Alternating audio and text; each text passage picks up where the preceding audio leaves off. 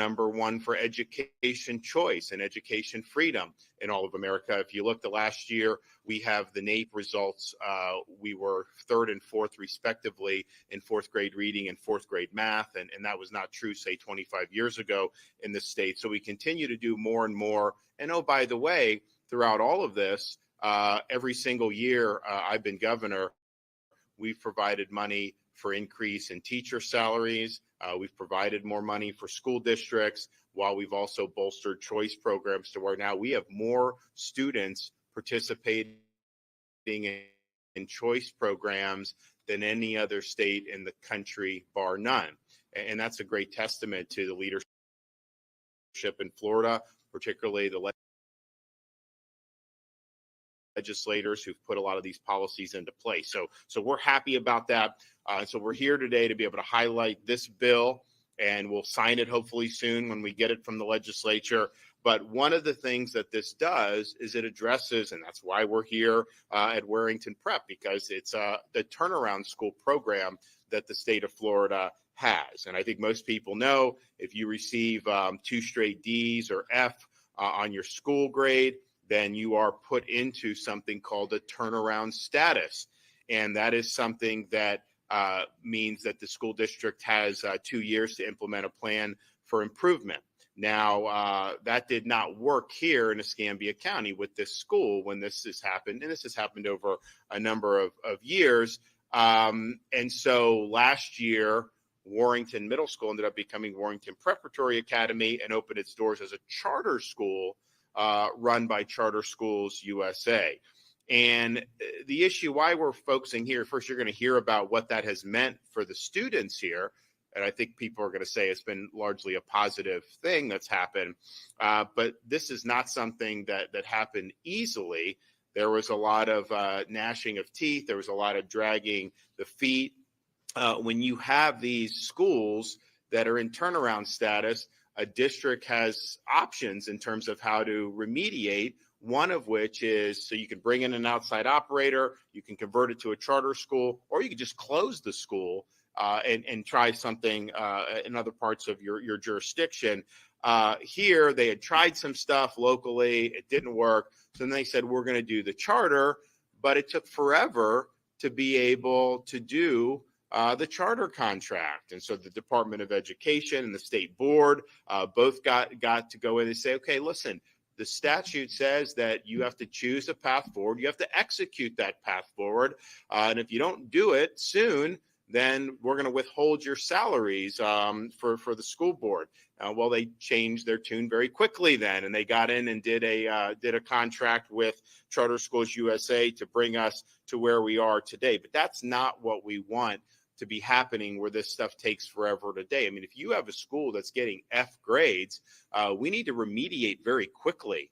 If you drag your feet for 3 or 4 years, those are 3 or 4 years of students that are not getting the type of education that they should be getting here in the state of Florida. So this bill is really going to add some oomph to our turnaround school status in terms of the charter school component of that. So there's a couple things. One is, I think most importantly, districts are going to have to act promptly to do this. And once you're in turnaround status, if you choose that charter school route, you got to enter into a contract and you got to move forward so that we can get a change for the better. So that's going to be really, really important. So what happened here in terms of the length of time is not something that's going to happen going forward. The other thing is when a school's converted into a charter, the charter school, now normally charter school, it is a public school, not controlled by the school district. You got to take all comers, similar to like a public school would do, but not necessarily limited to geography like the traditional public school model would be. But this one will show preference for the previous school zone that serves that grade level. So if you did have students here prior to the transition, when it goes to charter, we want to make sure the kids that were not being served well are first in line to be able to have a step up. And I think that makes a lot of sense for how the legislature structured this. Also, when you're in turnaround status and you go the charter route, charter school's not going to be charged rent or an administrative fee. we want to make sure that we're easing the burdens so that we can focus solely on turning around a poor performing school. And this piece of legislation does that. So we are really beefing up our turnaround school status. This, even though it took a long time, I think this school year is testament that there's been a lot of improvements as a result of what's happened. And you'll hear from some of the people that can talk about some of the things that have been done. But if you know something's not working, we have responsibility to act and act quickly. We shouldn't be dragging our feet. This shouldn't be taking years and years. You act and you remediate. And that's what this bill's doing. The other thing this bill does that I think is relevant, particularly in this part of the state, is we signed parental rights in education. We signed a parent's bill of rights in the state of Florida. We also signed bills to give parents visibility on the curriculum that is being used in their kids' schools. And unfortunately, there have been things that are clearly inappropriate for young kids that have been jammed into the curriculum. You will literally have a parent that will be dissatisfied with one of the books, and they will go to a school board. This happens all around the country, and they'll start reading from it, or they'll start showing these graphic imagery. And the school board members, oh, you can't do that here. That's inappropriate to be doing in a public forum. Well, if it's inappropriate to be doing at a school board meeting, how is it okay to be done in 6th grade? I mean, give me a break. So parents have done this, and it's important that we give parents the wherewithal to make sure that what is being done in our schools is both age and developmentally appropriate. And we're going to continue to do that. You should not be having books in these schools, particularly in younger grades, that are sexually explicit, that are promoting ideology like gender ideology. We don't believe you teach a kindergartner that they can change their gender. That's just not appropriate. That's not what parents want to be taught in our schools. So that's where, and here's the thing, when you're trying to shoehorn all this nonsense in, then why aren't you focusing on the things that really matter for the schools and for education? I want kids to be reading and writing. I want them to be able to add, subtract, do all the important pillars of education. And when you're getting involved in these other tangents, you by definition are not doing what you need to do in those other areas. So that's important that the parents have a seat at the table. It's important that they're able to lodge objections when you see some of this stuff filtering in, and it is done intentionally, and it is part of an agenda, and that's wrong. I mean, schools are there to serve the community. Schools are not there for you to try to go on some ideological joyride at the expense of our kids. So we want to have that. We think that's important. At the same time, the idea that someone can use the parents' rights and the curriculum transparency to start objecting to every single book to try to make a mockery of this is wrong. And you've had examples where books were so put under review that are just normal books that have been in education for many, many years. You had a situation down in another part of the state of Florida where you had some teacher was being very passive aggressive, was trying to say, oh, parents' rights bill, I can't have any books in school, covering up all the books. That's performative. That's political. You're trying to be an activist when you should be trying to be an educator. So this bill addresses that. It ensures that we prioritize parents with children in the school district. But what we're saying is, look, if you don't have kids in the district, it's not that you're a taxpayer, if you're a citizen, I mean, you have an interest in there. But clearly the parents, I think, have the most significant interest. So if you're a parent with kids in the schools, then, you can do similar to what's been under the legislation. If you see something that's age or developmentally inappropriate, you can raise an objection to that. If you don't have kids in the school district, you still are a citizen. You still can be interested in education, but you're going to be limited to what you can be objecting to. You can raise an objection, and these are limited to one a month, because what we found is you have activists that are going in there, they're objecting to everything under the sun. And it's from all ends of the political spectrum. I mean, there's some people that really think all these books that have been in school are inappropriate. There's other people that know that they're appropriate, but are trying to act like Florida does not want these books in. So it's all part of an agenda. So this is really ferreting that out. I mean, I know Escambia had a lot of books that should not have been under review that somehow were. You got to use some common sense on this. We had for many, many decades, school was school. Then it seems like more recently, it's all become fodder for people to try to do the agenda. So we want to make sure that you have a right as a parent to send your kid to school, and school's going to be school. They're going to be educated, not indoctrinated. And those are the tools that we've provided, but we're also going to provide protection about those being abused for people's political agenda. So I think it's going to make a big difference. I don't think small school districts in particular should be inundated with a lot of these frivolous objections.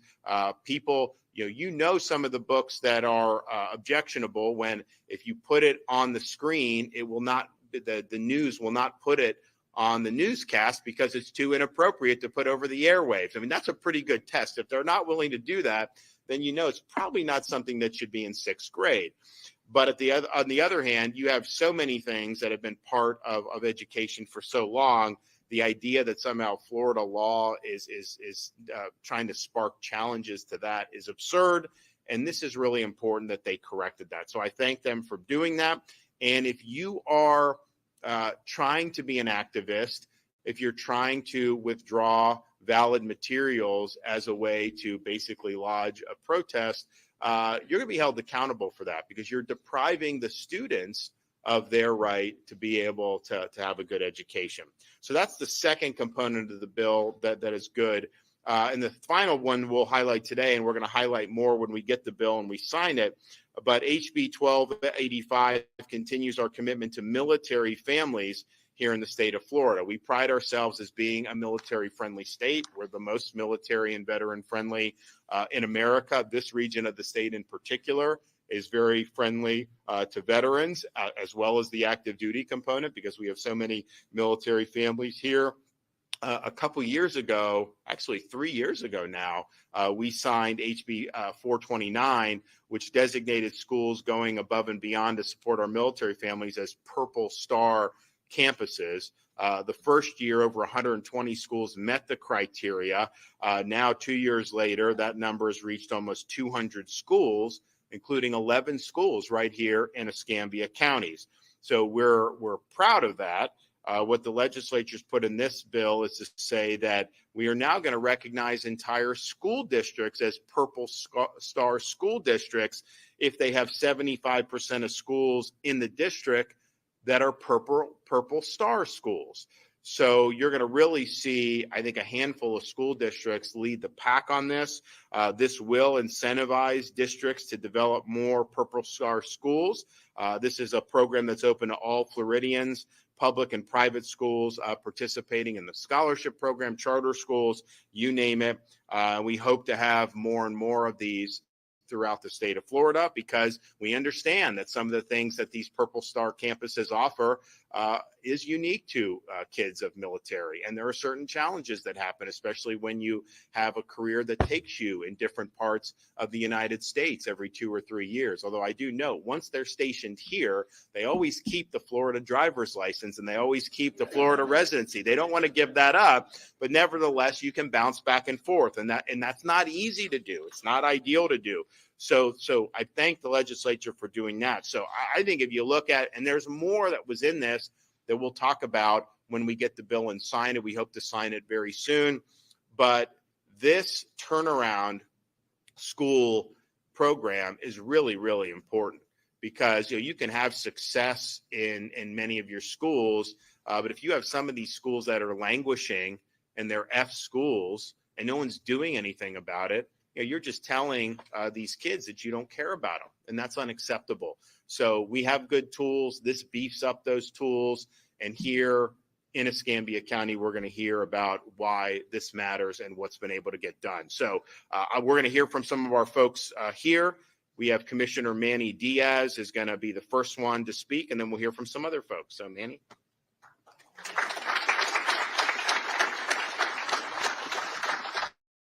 Thank you, Governor. And like you said, in Florida, we're tasked with serving all students, not just some students. And we're committed to taking swift, positive action when our schools are in peril. And it's so great to be here at Warrington today, because the last time we were here, I was here and I was fortunate to be here with Senator Doug Broxson, Representative Andrade, Representative Salzman. And I want to thank you for continuing that sense of urgency through that process to make sure to get us where we are here today.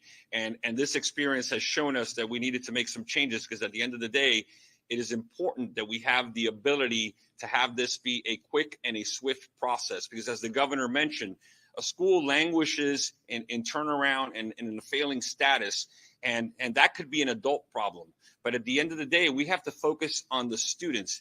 And what happens to these students who are sitting for years in a failing school, not getting what they need? They do not get that time back. And so, again, I appreciate the cooperation. I look forward, Superintendent Leonard, to working with you. I know you took over after the process started, and we are very happy with the partnership with Charter Schools USA here. And we look forward to this becoming an incredible school, an incredible opportunity for all the students in Escambia.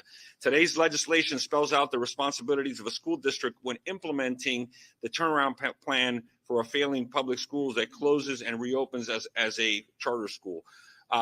Once a turnaround school is reopened as a charter school, the school district must continue to operate the school for the following school year, and a district must execute a charter school turnaround contract no later than October 1st. So school goes into turnaround, they choose this option, and they have to execute the contract October 1st of the year that they're still operating the school, to assure that they have the partnership with the charter school that is coming in to have a runway to prepare, to evaluate, to see what the changes that need to be made, what personnel changes, what facility changes. I know a lot of facility changes Upkeep has done here at Warrington, and that's very important, because we don't want the charter school taking over and starting with a very short runway. During this period, charter schools will have the opportunity to evaluate all of the programs and personnel and assigned at the school in preparation for assuming full control July 1st. So the next July 1st, after the October contract is signed. The district may not reduce or remove resources from the school at that time. It's very important that we give the operator the opportunity, with all the resources are there, to make that evaluation, to be able to see what programming and what personnel are kept. Also, this enshrines in statute what was done in the contract here, which is you had a school that was in the turnaround process, in the failure process, and you had students that didn't know where they were going to go. Like the governor mentioned, charter schools are open enrollment. This makes it so that we make sure that the students are in the service area, within the geographical service area, have first preference to remain at the school once the charter takes over. This ensures that there's a fair and timely process that is efficient, and parents aren't scrambling to figure out where they're going to put their child. Now, it doesn't mean they don't have other options. I know there are, in this case, there's other open enrollment options, but if parents want to stay in their neighborhood school, once the transition happens, it's allowed. In talking about the book challenges, it protects the process for parents to object to inappropriate books in their child's school. Let me be clear, no pornographic materials belong in our schools. That is what the governor has been saying all along, and we have continued to harp on that. There's this false narrative about banning books. No, what we're looking at is removing books that don't belong in a school. But as the governor said, and thanks to this leadership, we've been able to make this change in this bill to make sure that we're not abusing the process. If you're a parent, by all means, you have all of those challenges at your disposal. And now the parents are thankfully paying attention to what's going on in our schools and what books are on the shelves. You have the ability to do those challenges. But unfortunately, we've had people that have taken advantage of the current law to overwhelm districts with book challenges, knowing full well that there is nothing wrong with those books, just to create a narrative to be able to say that Florida is banning books, and quite often to attack our governor. And it's absurd. This brings us back to a process that allows parents, and it even allows our taxpayers in the county where the schools are, to have one challenge a month for up to 12. That'll make the process easier for the district to get through, because you can actually review the book in a timely manner and make sure that it gets back on the shelves, or it is moved. And sometimes during this process, books may be moved levels, right? We don't put a trigonometry book in an elementary school, right? We can move books that don't belong for smaller kids that may be more appropriate for middle school or high school, and that doesn't mean that we're banning a book. So again, in Florida, we just continue to remain #1 for school choice, for education overall, and thanks to this governor for parent rights. And Governor, I want to thank you again for your leadership on this. All right. All right, Dr. Eddie Ruiz from Charter School USA. Well, good morning. I'm very humbled and honored to represent our board and to represent Charter Schools USA in this work that has been a love for me because we've been able to see the work that we've been doing with our students. And first, thank you, Governor. Thank you, Commissioner, and the State Board of Education for really your commitment to really not letting go of the failing schools that were out there, right? Not giving up on students. And so we fought through that. I wish we had the runway that we had, but we had about 60 days to turn around here and do all the work that we did. But we knew from the beginning that this was going to be a monumental task. This was going to be hard work, and there's no way that we could do it alone. We needed to come in together as a community to do this. And so the Department of Education has been a part of that. Keith Leonard and the District of Escambia has been part of that. And anyone else, we opened up our arms and said, who can come and help us lift up Warrington Prep? And a lot of people stepped up to help. The bill the governor is going to sign, hopefully here soon, around turnaround will help future struggling schools to be able to get more streamlined fashion. We were the guinea pigs. We didn't get that right away. We've been getting help, but this bill will really open up the red tape that maybe is out there to get action down to where students need it and do what's right for students at the end of the day. The district, they've stood hand in hand with us during the process. Whatever you need, let's get it done because they realize we're in this together, and it's about our kids here in Escambia County. So I appreciate that, and thank you for doing what's right. And then other partners that really have stepped up and said, hey, I raised my hand, let's partner together. And that's one, NAS Pensacola. They did a program with us for Starbase 2.0. They're here working with our students every 2 weeks, working with our 6th grade students on a STEM-based project. And so we're the only ones in the district that they're doing that with, and we are super excited to see that continue and progress towards the future. We received a large grant for Triumph Gulf Coast to help workforce education, not only for our students around certification, but helping our parents and our community. So we're excited to go on that venture. And I know David Baer is here with the foundation, so I appreciate us believing in us here at Warrington and our board to do the work that we're going to do here over the next 10 years. I have to say that there's no work, the transformation that has been done here in the turnaround, if it wasn't for our teachers, our staff, and our leaders that have been here from day one, that saw the mission and said, hey, sign me up. I want to do what's right for students. It wasn't about pay. It wasn't about politics. It was about what can we do for the students here at Warrington. And they stepped up, and they've been here since. And they have been working their boots on the ground, and we couldn't do the work that we see here without those teachers and staff and leaders. So I want to really thank them. We continue to provide support and training for them, building the trust. There's a lot of trust that has to happen in this community, and we've been doing that. And we've got a long way to go. We're not there yet, but we are definitely moving in the right direction. And lastly, I am so proud of the students here. There was a lot of change that happened when we came in, but the students have been resilient. When you lift the expectations and you put them high, students will rise to those expectations. And so we're seeing it through the growth of their progress monitoring. From progress 1 monitoring to 2, we've seen the growth, and hopefully we will see that PM3 when the last test results come out, the growth that our students will have shown, because we're seeing them. They're moving in the right direction. And so I'm so excited about the things to come for our next school year here at Warrington, and continue to ask the community members to step up. We've got to do this together. And again, thank you, Governor. Thank you, Commissioner, for allowing us to do the work here at Warrington. Okay. All right, Caleb Lovely, Dean of Students, Charter Schools USA. All right, good morning, everyone. Hi, my name is Caleb Lovely. I want to take this time to just thank our governor. Thank you so much for coming out. Thank you, Board of Education, and our local government and the perspectives. I'm going to let you know that I've been here for 10 years. I was here when we were a public school with the Escambia County School District, and we will not negate the effort that Escambia County put forth for our school and our population. We pushed, and unfortunately we just weren't there, but I love the fact that we are now on a trajectory of growth and passion when it comes to making sure our students are prepared for not only success in their lives, but the future generations that's following. So again, I've been here for 10 years. I used to be the band director. I'm currently the dean. I've worked in different positions here at the school, and I call this my home. These are not these kids, these are my kids. This is not this community, this is my community. And here I am to represent not only this community, but the growth and the future that we have for our students and for our parents and for our community members. I want to make sure that we understand that CSUSA did this in under 60 days. The growth that was taking place in under 60 days is exponential. I have a saying that actions speak louder than words, and where words fail, CSUSA stepped up, and they stepped into a part that other people considered to be not worth it.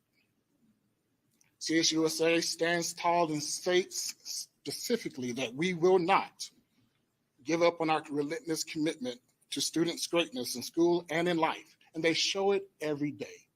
Our superintendent is here almost every other month. We have representatives coming to make sure that our teachers are supported, our student is supported. We have Parent University who give out resources with our connections with our parent liaison. We are always committed to making sure our growth is there. We're going to make sure we see this hope in our students. Our students walk the halls with their heads high now. They say they have some place to go and they have to get there quickly. And education is one of the biggest steps that they can take to achieve that and prove everybody else wrong. It is who we are. We get to tell our story. Everyone else kept telling us who we were. But now we have that opportunity in their platform to tell everybody who we are. We're going to show you in our data. We're going to show you in our efforts and our culture. And I am so proud to be a part of that transition. Regardless of what everyone says, we're in this together. Here at Warrington, we have a saying that says, together we rise and we rise together. It is not us versus them. It is everyone here together making those steps necessary for the growth of our students and our community. Now, I will let you know that in those less than 60 days, there were so many heavy pushes. But the staff that stepped in and stepped up, their shoulders are broad. And I'm a big man too. And I can carry a lot. But the load gets lighter when we have the people in the right places who care, who put forth the passion, the purpose passion that is backed by integrity, that digs into what is called the grit that is necessary for our school to be, not only our school, but our community to be that platform that people can look up to when it comes to education. Not only education, but the change that is necessary for the educational process. And I'm just so thankful to be a part of that. Here I am, a dean in title, but these are my kids. This is my community. And I love the fact that our teachers get to do that. They get to do what they came to do as an educator. They're not just teaching a subject, they're teaching a whole child. They have a platform and a process and a program that is going to not only build them integrity and internal, but give them those steps and those platforms for our students to spread their wings and be able to reach beyond measure. As a person who's been in every type of system that said that I couldn't, I prove every system wrong. And that is why I'm here for our students. And every teacher who wants to be that type of impactful person, come join us. Be a part of the growth of greatness when it comes to making sure our students and our population can say, regardless of where I come from, I can get to where I want to be and even reach further than that. Some of our students didn't know they had the capability to be great until somebody spoke into them. And so I beg and I plead that anyone who wants to be a part of that greatness, be a part of the growth, be a part of the greatness, join the Warrington team. It is not easy. My shoulders are broad. I'm a big man, I know. I'm on a diet, don't worry. But the more people we have to support, the easier the lift will be. So come be a part of the growth. Watch us grow. Watch us change what it means to be successful. So if you would take this time, repeat after me. Together we rise. Together we rise. And we rise together. We rise together. Now say it like you mean it. Together we rise. Together we rise. And we rise together. We rise together. So as we speak into our students and as we speak into our community, be a part of the change that is necessary for growth. It is not easy, and we're making those incremental steps, but I promise you, it will be worth it because every single student matters. And be a part of it. Don't talk about it, be about it. Thank you. Okay, Representative Jennifer Kennedy. Does anybody else feel like we've been in church? Have we gone to church? It is such a privilege for me to be here with Governor Desantis, with Commissioner Manny Diaz. I want to acknowledge the great work of my partners in the legislature on this bill, Senator Danny Burgess. It was my privilege to carry this bill in the House. When I'm not in the legislature, I am a middle school teacher. I direct the RISE Institute at Lakeland Christian School. And I cannot tell you what it means to somebody who has spent decades in the classroom to be able to travel around the state and know that we have people who are as passionately committed to children all across this state. And not just those of us in the legislature, in the House and the Senate that care about this, the governor who is passionately committed. There are educators, there are school administrators, there are people all around our state who care more about what is good for children than what is easy for grown-ups. And when we all are focused on children, then we see extraordinary things happen. So I want to talk just for a second, in addition to what the governor has talked about and what the others have already talked about, I want to tell you just a couple of things that this bill does. HB 1285 prevents students with a disability from being placed in a dropout prevention program or an academic prevention, academic intervention program solely because of a disability. This bill is going to require that we treat students as the individuals that they are and make sure that they are in the best learning environment for them. And for those students that are placed in those academic intervention and dropout program, it's going to require that they have individualized learning goals, that we are focused on what they need to do in order to be successful, and we are passionately committed to their success. This bill also allows for specialized transfer degrees so that students who are in our state college system that want careers in STEM fields are going to be able to continue to get the scholarship dollars that they need in order to make those dreams come true, because it is about what is good for students, because what is good for students is what is good for our state. And when we see all of our kids rise, our state rises with them, and that is what we are about. So thank you, all of you. Thank you, Governor. Such a privilege to carry this bill. Thanks. Okay, Sarah.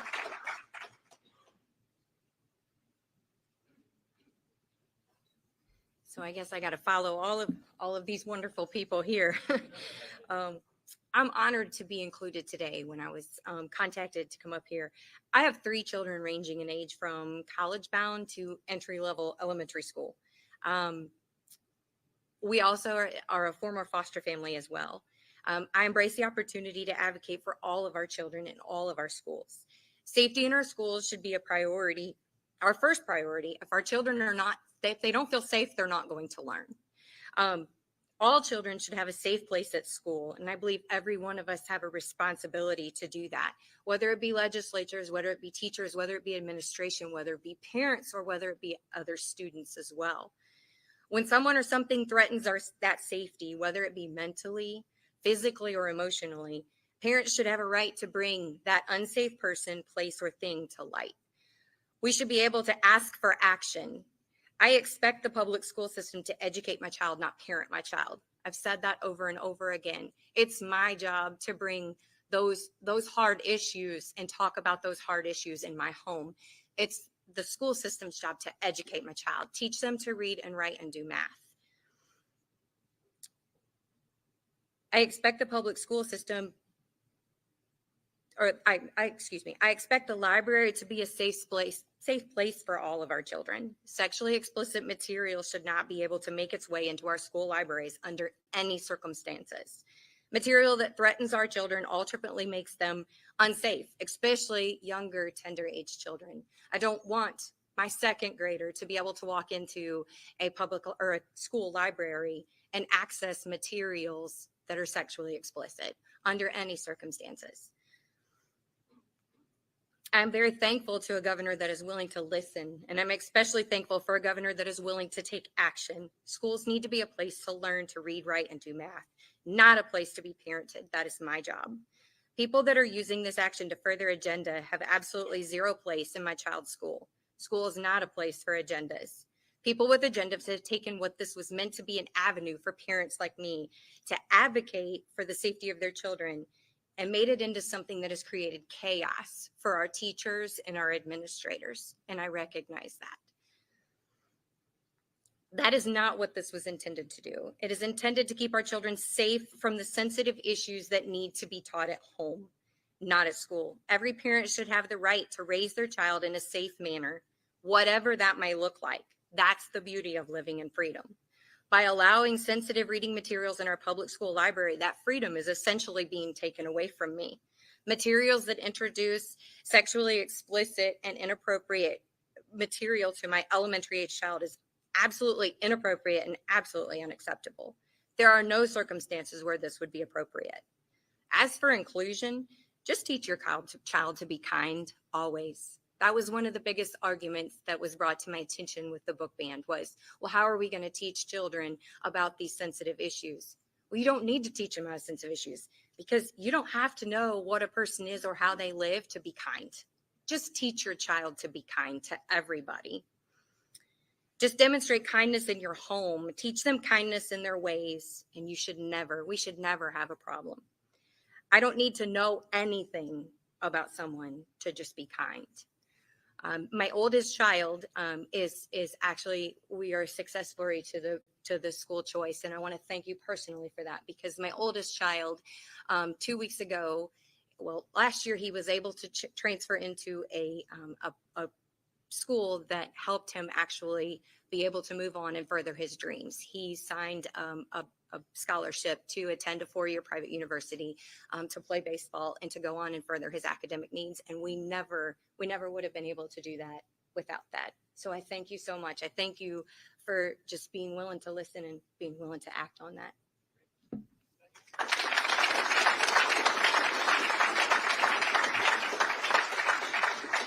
Well, I really appreciate everybody coming out. Look, we have a turnaround school program because we aren't going to just accept failure and throw up our hands and say there's nothing that we can do about it. We believe that every kid in this state has potential. I don't care if you're rich. I don't care if you're poor. I don't care if you're black. I don't care if you're white. You can succeed in this state if you work hard and you have a good environment and be able to do that.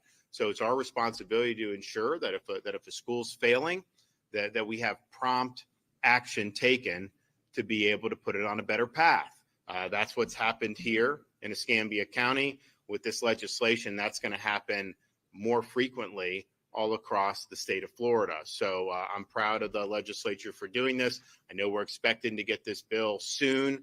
There's other provisions. I think the representative highlighted some others. It's a pretty comprehensive piece of legislation. We'll talk about those when we sign the bill, which will probably be very soon. But for today here at this turnaround school, we want to make sure that all of our schools are able to do well.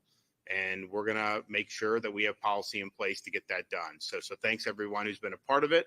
And I look forward to signing this into law very, very soon. Okay, do we have any questions? Yes, sir.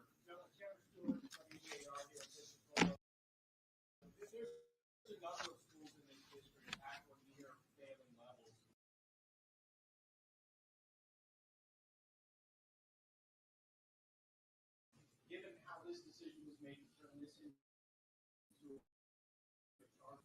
a plan to turn around those schools, or would you rather see companies like Charter Schools USA come in and take over? I think each individual situation is of a school that may not be doing well. There are times where you can have remediation within a district that can be successful. There are other times when that's clearly not working that you got to try something else. So I think it depends on the facts and circumstances, but ultimately our role in the state is to set the policy. We have Manny, who now is able to have even more tools to ensure that these decisions are made promptly. But, ultimately, the citizens of Escambia County elect people to sit on these boards, and they're the ones that are ultimately accountable for whether they're going to do right or not. And so it's a team effort. We want to work with any school district and school board that wants to improve education. We think we've seen a lot of great stuff throughout the state of Florida. Not every school district in this state or school board has necessarily wanted to see positive reforms, but I will say in the 22 election, some of the ones that were dragging their feet were shown the door by the voters, and so that's just the way the cookie crumbles. Yes, ma'am.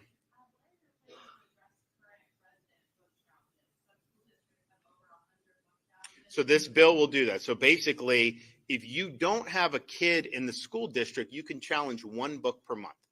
And I think that will help short circuit these frivolous challenges, because it's being done to create a narrative that somehow, oh my gosh, all these books are quote banned. No book is banned in Florida.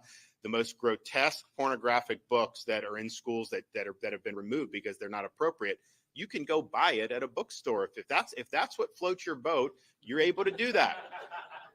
But do not jam that down the throats of a 6th grade child. That's wrong. And it's wrong because parents don't want it. So let parents make those decisions and be able to do. But the frivolous book challenges need to stop. What's gone on in this county has not been something that the law has tried to do. In fact, just the opposite. So we want to make sure that hopefully and look, in spite of the media, some of the narratives that get put out there, most school districts like many have almost no removals or very little challenges for this. A lot of the school districts aren't even messing with some of the nonsense that's being done. There are some that are doing. There's one in particular that's got some really bad stuff. The parents are fighting, and I know the state's looking at what it can do. But my ideal would be that none of this, that no parent would have to go in and register an objection. When I was growing up, we didn't have books that were a problem. No one said anything. It was like it's like you're trying to pursue an agenda. So we're not going to do that. But just as it's wrong for a school district, an activist, teacher, a school union to try to impose an agenda on the students, it's also wrong for citizen activists or parents to do these passive aggressive false challenges to try to act like somehow we don't want education in Florida. So this bill does correct that. Now there was thought about, I know the legislature thought about, should we just say if you don't have a kid in school, you shouldn't be able to do anything? And I think ultimately what they did was right, because yeah, you may not have kids in school, but if you're a resident and a taxpayer, you have a right to be concerned about what's going on in the schools. I think that's an important part of the community. So to say that they can't be involved at all was probably too far, but clearly this has been abused. Clearly people are trying to pursue an agenda, and we're saying that is not consistent with the state laws or state policies governing these matters. I mean, the number of challenges should be very rare. And if you look at some of the most problematic books, that is a very, very small number of the total amount of books that are being done. And so it's a small thing, but I think it's indicative of what's the purpose of education. Is the purpose of education to impose an agenda on the students? Not what I believe, not what our founding fathers believed. I think the purpose of education is to provide students with the tools to be able to acquire knowledge and think for themselves. And that's really what we're striving for here in the state of Florida.